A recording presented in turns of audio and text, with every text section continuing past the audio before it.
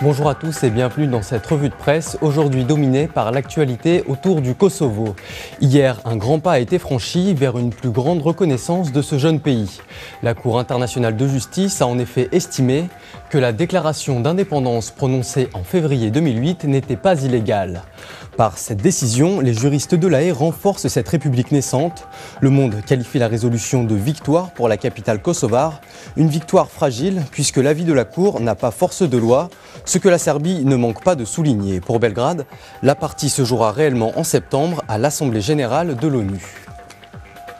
Seulement 69 pays sur les 192 que comptent les Nations Unies ont pour l'instant reconnu le Kosovo. Et pour la Serbie, cette province fait toujours partie de son territoire. La réaction du Premier ministre Vuk Jeremić est donc sans aucune nuance. Nous ne reconnaîtrons jamais l'indépendance du Kosovo. Il tenait ses propos peu après la publication de la décision de la Cour de La Haye. Il compte poursuivre son combat sur le terrain diplomatique et appelle ses concitoyens à garder leur calme et à ne pas répondre aux provocations. Le statut juridique du Kosovo reste flou et même si l'indépendance autoproclamée ne viole pas le droit international, difficile pour Pristina de trouver une place dans le concert des nations.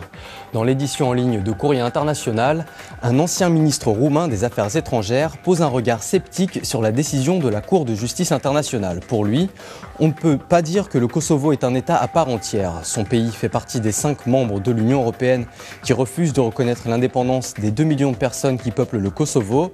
Et au casse-tête juridique s'ajoutent des difficultés politiques. Impossible pour Pristina de rejoindre l'UE tant que des États comme l'Espagne refusent de prendre acte de l'existence du Kosovo. Et si d'un côté les États-Unis soutiennent l'indépendance, de l'autre Moscou ne reconnaît pas la République des Balkans. Difficile dans ces conditions de se situer sur l'échiquier international. En Suisse, le quotidien Le Temps profite de cet événement pour présenter le parcours d'un personnage atypique. Naïm Malaj, l'actuel ambassadeur du Kosovo en Suisse, est un homme qui a vécu plusieurs vies.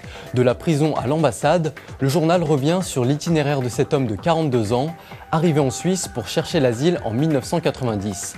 Lui et sa famille ont subi la répression et les interrogatoires de la police secrète. À 16 ans, il fait ses premiers séjours en prison pour délit d'opinion. Aujourd'hui installé à Berne, il a mis ce douloureux passé derrière lui et investit toute son énergie dans des projets de coopération entre ces deux pays. En Algérie maintenant, El Watan pose une question à sa une. Le quotidien se demande où est passé un des prisonniers algériens fraîchement libéré de Guantanamo. Les autorités américaines avaient décidé de renvoyer ce détenu dans son pays, mais celui-ci a toujours refusé par crainte des mauvais traitements qui pouvaient l'attendre.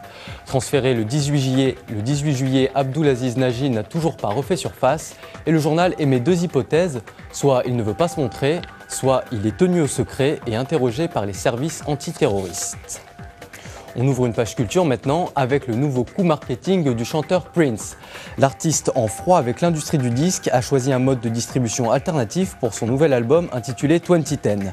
Il a glissé son disque aux côtés de l'hebdomadaire Courrier International et pour 3,50 €, les lecteurs français avaient, avec leur magazine, un CD de 10 titres inédits. Résultat, rupture de stock dans la plupart des kiosques. Des partenariats avec d'autres médias sont déjà signés et le chanteur va utiliser ce mode de vente original pour la sortie européenne de son disque. On se quitte avec la grande messe de la culture pop, direction San Diego, où le Comic-Con vient d'ouvrir ses portes. Le Comic-Con, c'est le lieu où les passionnés de BD, jeux vidéo et autres univers fantastiques se réunissent. Longtemps réservé aux fans les plus pointus, cette année, l'événement s'ouvre au grand public. Les geeks peuvent dire merci à Hollywood, qui a mis à la mode cette catégorie de personnes étiquetées ringards il y a à peine 2 ans. Au programme, dédicaces, rencontres avec les acteurs des séries en vogue et projections de films en avant-première. Voilà, fin de cette revue de presse. Très bonne journée sur Medi Insat.